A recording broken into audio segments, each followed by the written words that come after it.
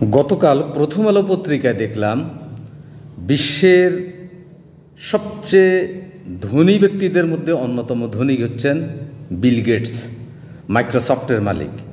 এই Bill Gates তার সম্পত্তির ৯৯% তিনি গেটস ফাউন্ডেশনে দান করে দিবেন। প্রশ্ন হলো, তিনি এই সম্পত্তি কেন দান করবেন? তিনি মনে করেন যে তিনি মারা গেলে কেউ যেন না বলে যে ধনী ব্যক্তি একজন বড় লোক মারা গেছেন। এটা হলো তার বিশ্বাস। এই বিশ্বাসটা কেন?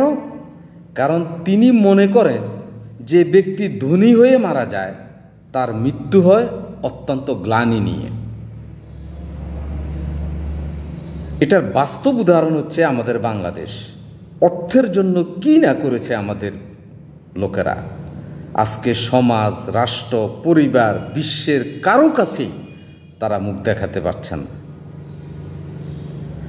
এবার আসুন, বিল গেটসের সম্পদের পরিমাণ কত, যেটা হিসাব করতেও আপনার একদিন লাগবে। তার সম্পদের পরিমাণ হচ্ছে ২০০ বিলিয়ন, অর্থাৎ ২০,০০০ কোটি মার্কিন ডলার। এটা তিনি দান করে দিবেন। ভাই একটা কথা আমি না বলে পারছি না। আমাদের অন্তর্বর্তী সরকারের প্রধান উপদেষ্টা প্রফেসর ডক্টর মোহাম্মদ ইউনুস, তিনি যখন চট্টগ্রাম ইউনিভার্সিটির শিক্ষক ছিলেন, তার বেতন থেকে ৪,০০০ টাকা ঋণ দিয়ে তিনি প্রান্তিক মানুষকে কুটির শিল্পে সহায়তা করছেন। সেখান থেকে তিনি মানুষের রসইঘর থেকে আস্তে আস্তে একটা ব্যাংক তৈরি করছেন, যার নাম গ্রামীণ ব্যাংক। একসময় এটা বিশ্বে নোবেল বিজয় লাভ করে। ডক্টর ইউনুস এভাবে ৫২টা কোম্পানি করছেন তিনি, যার একটা কোম্পানির একটা শেয়ার এবং ১টি টাকার মালিক তিনি না। আরেকটি ঘটনা বলি, আল্লাহর নবী মুহাম্মদ সাল্লাল্লাহু আলাইহি সাল্লাম তিনি যখন মারা যাওয়ার আগে তিনি আয়েশাকে বলছেন, আয়েশা, ওই যে ঘরে ছোট্ট ছোট্ট যে ২ টুকরো সোনা ছিল ওটা কোথায় রেখেছ? হযরত আয়েশা বললেন, ইয়া রাসূলুল্লাহ, আমি এটা একটা কোটার মধ্যে যত্ন করে রেখেছি। আল্লাহর রাসূল বললেন, ইয়া আয়েশা, দ্রুত এটা তুমি সদকা করে দাও, দান করে দাও। বলে যে কেন? বলছে আমার মৃত্যুর পর কেউ যাতে এই কথা না বলে মুহাম্মদ সাল্লাল্লাহু আলাইহি সাল্লাম ঘরের মধ্যে সম্পদ রেখে মারা গেছেন।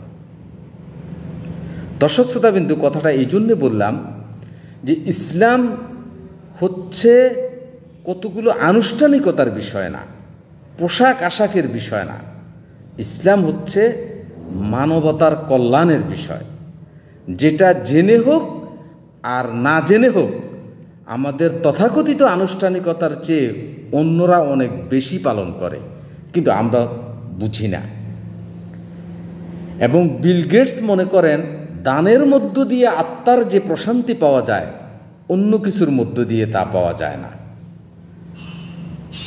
আমরাও যেন এই মানসিকতায় নিজেদেরকে গড়ে তুলি। অর্থ যেন আমার জন্য অভিশাপ না হয়ে দাঁড়ায়। অর্থ লাগবে অবশ্যই, কিন্তু সে অর্থ যেন আমাকে কান্নার নদীতে ফেলে না দেয়। ভালো থাকবেন। আল্লাহ হাফেজ।